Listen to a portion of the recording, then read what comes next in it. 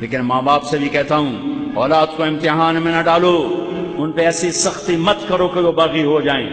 ان کی جائز خواہشات پہ ٹوکے مت چلاؤ کہ وہ باغی ہو جائیں، ان کو ذلیل، کبھی تانے، کبھی ٹوک، کبھی تنقید، کبھی اعتراض، کبھی تھپڑ، کبھی بے عزت، یہ چیزیں تمہاری اولاد کو باغی بناتی ہیں۔ میرے نبی نے فرمایا اولاد کو عزت دو، اکرموا اولادکم، اپنی اولاد کو عزت دو۔ جناب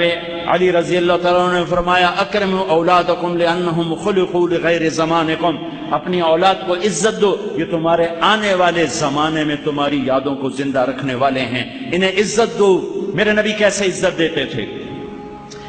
حضرت فاطمہ رضی اللہ تعالیٰ عنہ آپ کے جگر کا ٹکڑا، آپ کی آنکھوں کی ٹھنڈک، حسن حسین میری آنکھوں کی ٹھنڈک، میرے جنت کے پھول، جنت کے سردار، میرے حسن حسین جن کے لیے گھٹنے اور بازو ٹیک کر کمر پہ بٹھا کے کمر میں چکر لگا رہے ہیں، اور ان کو دیکھ کر کہہ رہے ہیں تمہارا اونٹ کیسا ہے؟ پھر دونوں بھائیوں کو اتار کے زینب کو کمر پہ بٹھا رہے ہیں اور اکیلی کو کمرے میں چکر دلا رہے ہیں۔ یہ ان کی ماں ہے، ان شہزادوں کی ماں ہے، میرے نبی کے جگر کا ٹکڑا ہیں، اور علی کی زوجہ ہیں جو میرے نبی نے کہا علی تجھے بشارت ہو جنت میں تیرا گھر میرے گھر کے سامنے ہوگا۔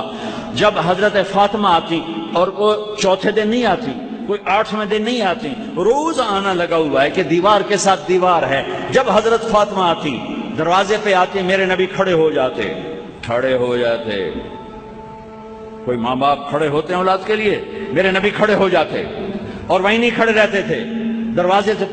کی طرف پہل فرماتے تھے، آگے بڑھتے تھے، وہ حضرت فاطمہ کا ہاتھ پکڑتے تھے اور یہاں بوسہ لیتے تھے، بوسہ، پھر ان کا ہاتھ پکڑ کے اپنی بیٹی کو چارپائی پر پہلے بٹھاتے تھے، اس کے بعد خود بیٹھتے تھے۔ یہ ہے میرے نبی کی عزت اولاد کے لیے۔ 99% ماں باپ اولاد کو اپنی پراپرٹی سمجھ کے رگڑ دیتے ہیں، پھر وہاں سے بغاوت واپس آتی ہے۔